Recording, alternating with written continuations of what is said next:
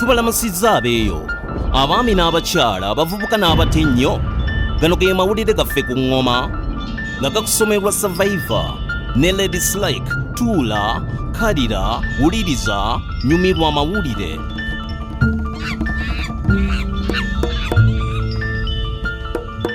Ekitongole kya African Robotics Network kyatandikibwawo mu Ghana okutumbula emisomo gya robot ku Semazinga Africa. Wano mu Uganda Mwami Solomon King Benge yatandika kampuni ya Fundi Bots okusomesa emigaso n'enkozesa y'ebyuma bya robot.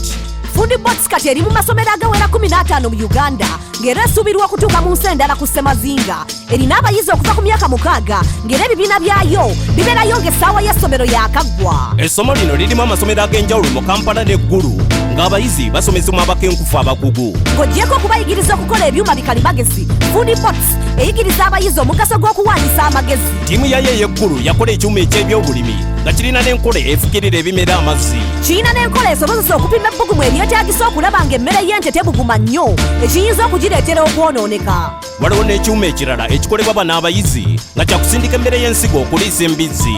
Zino roboti ezisinga tezeetaaga ssente nnyingi kuzikola kubanga zikozesebwa ebyuma n'ebintu ebirala ebisuulibwa. Okumala sabbiiti 2 Fundi Bots eteekayo emisomo mu luwummula lw'amasomero. Oluvannyuma lw'emisomo abayizi ne balaga kye bayizeeyo, obumanyirivu mu kukola roboti ne babwongerako.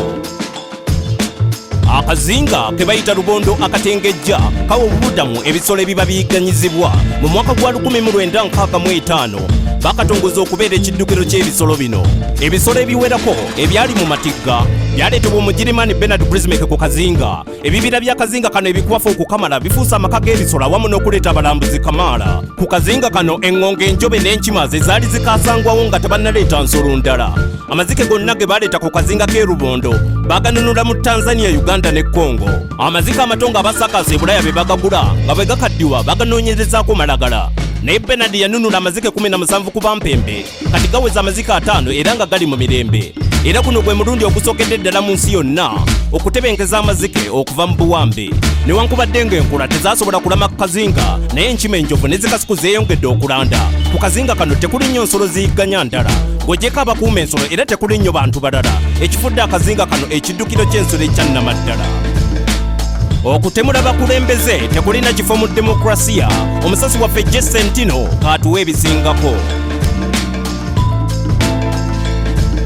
Poliisi yakutte Mwami Ahmed Adib, amyuka omukulembeze w'ensi ya Maldives, ng'emuteebereza okubeera n'akakwate ku bbomu eyabaluka ku lyato ly'omukulembeze nga yalumya omukuumi w'omukulembeze awamu ne kabiite bwe. Mwami Ahmed Adib yali ava Bulaaya ku mirimu gy'eggwanga, yayanirizibwa ba poliisi abaamutwala mu kaguli kazinga. Ekikangabwa kino kyagwawo mu mwezi gwa Septemba nga 28. Bbomu eno bwe yabalukira mu lyato okwali Pulezidenti Gayoma, abavunaanyizibwa baasooka kulowooza nti eryato lye lyaliko ekikyamu. Oluvannyuma ne bateekawo okunoonyereza okwazingako buli omu era ne bakizuula nti Pulezidenti Gayoma waliwo yali amwegezezzaamu. Tewali kyatuuka ku Pulezidenti kuba yali tatudde waali bbomu. Tekyali kyamu okuba nti yasuubiriza omumyuka we okubeera mu lukwe. Era sabbiiti ezaddako baalumba amaka ne zi bizinesi z'abanywanyi be, era minisita ow'ebyokwerinda n'akulira ekitongole kya poliisi tebaasigaza mirimu gyabwe. Sigadde nze Jesentino ngamba weereza ku Newsbeat. Weebale nnyo Jesentino ogatutuusaako. Uganda eri kaguwako okufuna kolera omulundi omulala mu districts eziri mu maserengeta g'obukiikaddyo. Mu Hoima abantu 6 be baakafa era abantu 13 be bali mu malwaliro.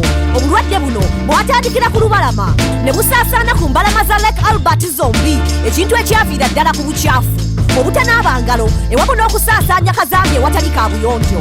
Abantu abamu baasalawo kusaasaanya myala, olwo nno enkuba bw'etonnya ebikulukutira mu nnyanja. Nga gano ge mazzi aganywebwa abantu ennaku eziddirira. Abantu baba batya abalamu ewatali mazzi mayonjo, nga ne nayikondo ebali okumpi esangibwa kilomita 6 okuva gye babeera. Naye sekretary wa minisitule y'ebyobulamu Osman Lukwago yavunaanye bassaalumanya olwakino ekibambulira ekirowoozebwa okuva ku El Nino. Naye ng'eno y'entandikwa, keekadde twetegereza ebizibu ebitulumba ng'okubumbulukuka kw'ettaka nga bwe gwali mu mataba agaali e Buduuda, abantu 10 ne bafa, amayumba ne goonoonebwa ewamu n'emmere.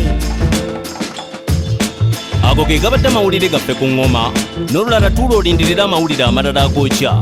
Sigadde nze Survivor ne Ladies Like. Tuula, kalira, wuliriza, goberera okuva mu studio paka ku street ge mawulire.